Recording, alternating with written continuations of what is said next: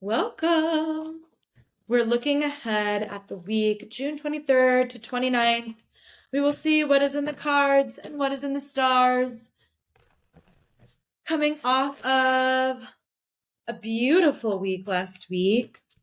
Great ending to the week. Super opportunistic. So let's see what's going on this week. I'm using the Sacred Creators for our Oracle deck by Chris Ann. It's a beautiful deck if you've never used it. One of my favorites. Okay, let's see. What do we need to know this week? And it's kind of a quiet astrology week. I'm just going to move my astrology stuff. Let's move my astrology notes for a second. Sorry. Okay. What do we need to know this week? Oh, there we go. Okay. Cozy up with risk. Well, last week ended on some opportunistic energy, but it was calling for a change. So this to me is following up with that. Now, again, energy bleeds. I know I do energy readings like week to week, but energy bleeds. It's not like it's definitive, like Sunday to Monday, and this is the energy. We're moving through stuff all the time. So when I see something like cozy up with risk, and it's fire. There's fire energy in here, which is what we ended on last week. We had 2 wands cards at the end of the week, which is the element of fire, if you're unaware.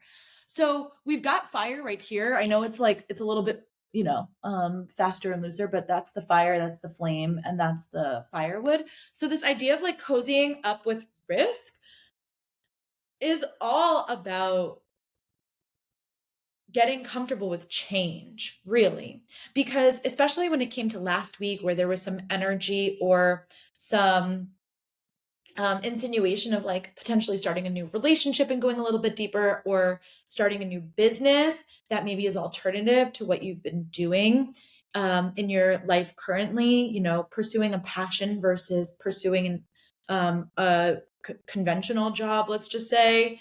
So with that being said, let's see what comes up for the rest of the week. I'm using Rider-Waite again. This is like an easy go-to deck, and I think most people are familiar with it. So it's just what I grab this deck quite often because it's really easy to use. I am going to give it a shuffle though, because I haven't used it since last week. So let's see. Okay.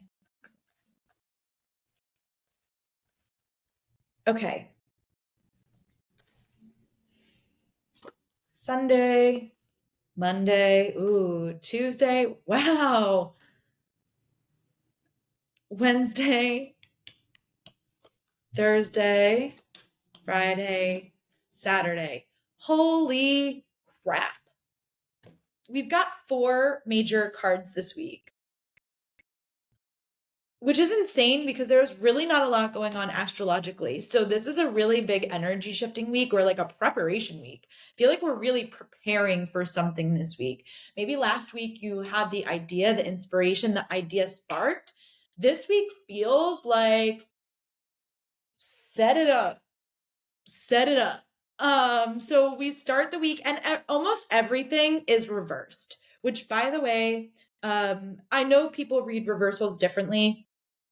So if you're somebody who watches other tarot videos or you dabble in tarot, things like that, totally fine. I'm going to let you know how I see reversals. To me, a reversal is a blockage or a delay. Either we are in the energy and it hasn't finished yet, completed yet, or it's an energy that we are preparing for that we haven't quite dipped the toe in, but we can feel it, coming into the energy field. So,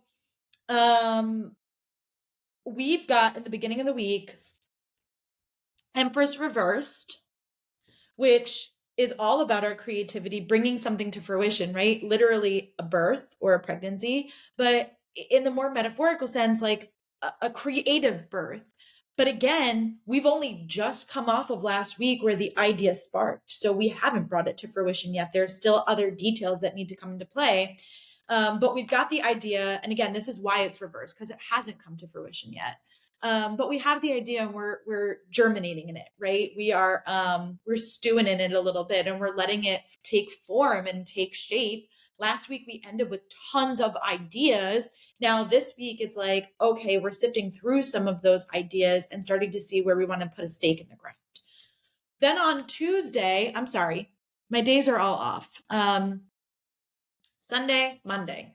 On Monday, we've got the Lovers reversed. Now, again, this is connected to Gemini energy, and it's interesting because the Empress can be connected to Cancer energy. Cancer has a lot of cards that it's connected to throughout the deck. We're in Cancer season. We're coming off of Gemini season, and then I've got Leo right after. So it's like all of our summer stuff is out in the beginning of the reading. But when it comes to that Lovers reverse, Gemini is all about our social network. And so this to me is having the right idea, not having necessarily the right support of the right people yet being the key word. Could be that you need to sign a contract. Again, to me, it's feeling like a work opportunity. But again, like let's go even off of from last week's energy. If this is about literally starting a family, we've got a card that insinuates pregnancy. So it could be literally thinking about family, thinking about kids and the family that you are going to have together, thinking about marriage. If we're being more literal with the cards, but I'm going to go with an, opportunity. I just wanted to mention that because last week there was some relational stuff. And so if that is more in alignment with where you are, just know that that's in the cards. It's just not here yet. Again, it's still the ideas, the gears are spinning. How does it look? What needs to happen? All that kind of stuff. But when it comes to that Lovers reverse for an opportunity, it could be a contract that you need to sign. It could be an agreement that needs to come to fruition. It could be people or resources. It could be cultivating even like some knowledge around something because Geminis are sponges. They take information and then they go and they squeeze that information out over the world. That's part of their job. So Gemini people, you can kind of tell them, I'm one of them, you can tell them out in the wild because they will be like, oh, I know a podcast for that. I know a book for that. You should talk to my friend so-and-so. They're connectors of information or resources. So when we get the Lovers reverse, to me, there is a resource or a person or a network that we haven't tapped yet that we're going to need to in the future. So again, just starting to think about that and the pieces are slowly starting to come together. The image that I'm getting here is like when you lift the sheets up and the sheet catches the air underneath and it like slowly starts to come down. That's what's happening right now. Lots going on, not enough of the solid pieces to tuck in yet. You can't tuck the sheet in while it's halfway up in the air. So it hasn't settled yet, but it's starting to settle. Then we've got the Sun card, which is a promise of joy, a promise of expansion. So again, it's like, and three major cards, which is pretty significant. When it comes to tarot, major cards are more archetypal. They are more connected to markers in the life journey that push us forward one way or another. They move the story in a direction. So it's like this opportunity comes up and it's promising us something that, again, and this could maybe come to fruition more in Leo season, which we're not quite there yet. We've only just started Cancer season, but Leo season is connected to the sun and it's connected to joy and vitality. So it's something that we are being promised either at a later date that is in Leo, or it is calling us to refine leadership skills that we need in order to be better at this opportunity that we're being offered or that we want to be offered. But it's really just promising joy and expansion that will come with this opportunity coming to fruition. And then we get on Wednesday, we've got the Page of Swords reversed. And then Wednesday is the first that we've got anything astrologically significant happening this week, and that is Mercury Saturn trine. This is putting ideas and actions into action, or like words into action. And when it comes to the Page of Swords reversed, there is something that we're probably supposed to be novice with. Again, like something that we haven't cultivated yet on an intellectual level. This could be writing. There's a pen is mightier than the sword. That's what I just heard. So if you are writing something, that felt like a very specific message for some of you, but if you've been writing something or if you've been working to build your confidence in a skill that you're not quite sure of yet, or if this opportunity that is coming up with these three cards, if this opportunity is requiring you to shift something about yourself that you are scared because you're like, maybe you get a job opportunity or an opportunity that pushes you into a role that you've never done before. That doesn't mean you can't be successful at it. In fact, you can be. It's getting comfortable with being novice and understanding that you don't know everything and you don't need to know everything. You simply just need to try and refine your skills. A sword is not born, it's made. You have to grind and forge it. So your skills are being forged and refined right now. That's a huge, huge part of this story for this week.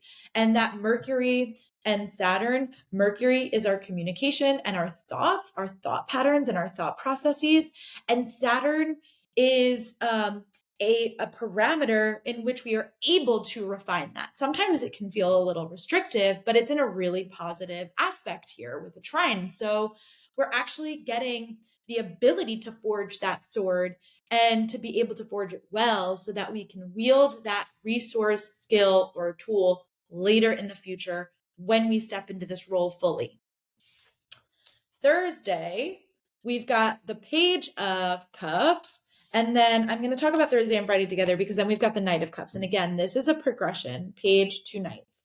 So there is something that is developed even on the emotional level, something that is maybe we are not fully confident, and then somebody, this feels very specific, like somebody coming in to make an offer or to give us something. Again, that could be the deepening of a relationship. This is the romantic hero of the deck, is the Knight of Swords. It's like literally the white knight on the white horse. So there is something that maybe you're feeling a little bit scared or fearful about, a little emotionally like backed off from. But then to me, it feels, and again, like two page energies, one reversed, one upright, because we're more sure of the emotional piece, but this is working through the emotional piece of like, I'm scared because I don't have this thing yet, or I haven't refined this thing yet. That's okay. That's what practicing is for. You can fail upwards here, is kind of what I just heard. So you don't need to be perfect at it. You simply need to try. And this is getting over the fear of what it is to try and that emotional vulnerability that it takes to be novice at something. You are allowed to be emotionally vulnerable and to be honest about that, especially with the Mercury energy this week, to be honest about that as you move into Thursday.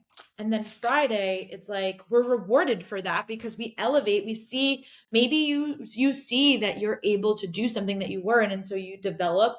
But to me, more specifically, this feels like somebody coming in that is offering us something, whether that is a class, mentorship, whether that is like the solidification of the contract, whatever it may be. It's like as soon as we say like it's okay to be afraid, I'm just going to do it anyway, do it and do it scared. That is when we start to have some real movement forward. And literally the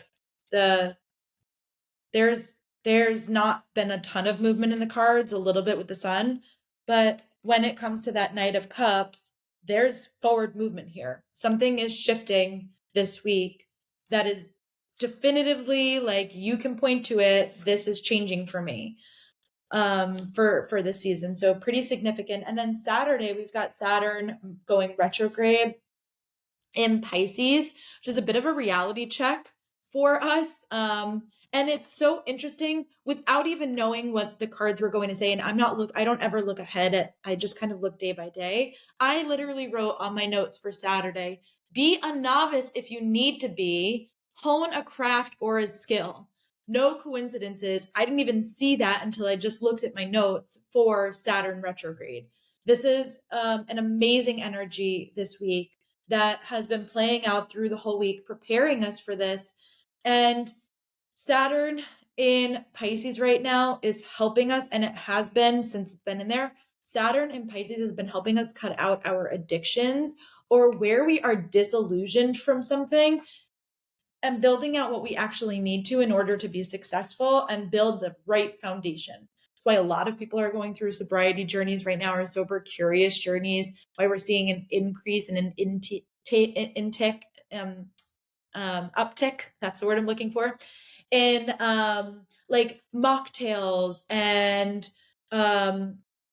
like so many people that I know right now are doing ketamine treatments, right? Like leveraging psychedelics and microdosing for mental health and stuff like that. Like all of this stuff is coming out in a more structured way. So it's really interesting to watch it unfold. And then for us in particular, on a more individual level, you're going to want to see where you have Pisces in your chart. By the way, if you are unfamiliar with your chart or you want to dive deeper into the energy, I have a Patreon that you can go and join. And that Patreon will take you through deep dives. I have full moon meditations, new moon meditations, journal pages, tarot deep dives, manifesting challenges, everything that you could possibly want to go a little bit deeper into this energy. So if you want to know where you also have this energy unfolding for you, Saturn retrograde is going to be impacting wherever you have Pisces in your chart. And then for the card that we get, it's again another major card, another reversal, but it is the Star card reversed. Now, this, the Sun and the Star card, they're opposites in tarot. This is Leo, this is Aquarius. So this can also be something that is unfolding during one of the, either the Leo new moon that culminates on the Leo full moon, or the Aquarius new moon that an Aquarius full moon that culminates on the new moon in Aquarius. So it could be something that is correlated that way. But it can also just be a trajectory. Like in astrology, we do work out of 6 months and we work out of those oppositions, and they're both leadership energies, but they lead from different places. Aquarius leads on the ground, they door knock, and the Leo energy leads from Pride Rock, right? From up above. It's regal, it's sovereign. So there is also something about the energy of this week that there is a promise of joy and there's a promise of fulfillment. Because to me, when I get the Star card, that is being able to offer one's skills, tools, resources, and gifts and talents and passion to a community that really needs it, that's going to benefit for it. And certainly so many communities right now need love, tenderness, care in the world. And whatever project that we are bringing to fruition this week has a promise and a potential to really be able to shift community in whatever way that we feel we want to drive our community forward. And it doesn't matter when it comes to Aquarius energy, it doesn't matter what the plight or the mission is. It simply just matters that we feel fulfilled by the work that we are doing to help humanity or help the world around us. So there is also a promise of, hey, not just what I'm cultivating for me, but like what we are then going to cultivate together to be able to really make a shift in whatever community we need to. So this is a beautiful week, quite lovely energy. Go be novice at something. You're going to do great. And I will see you next week.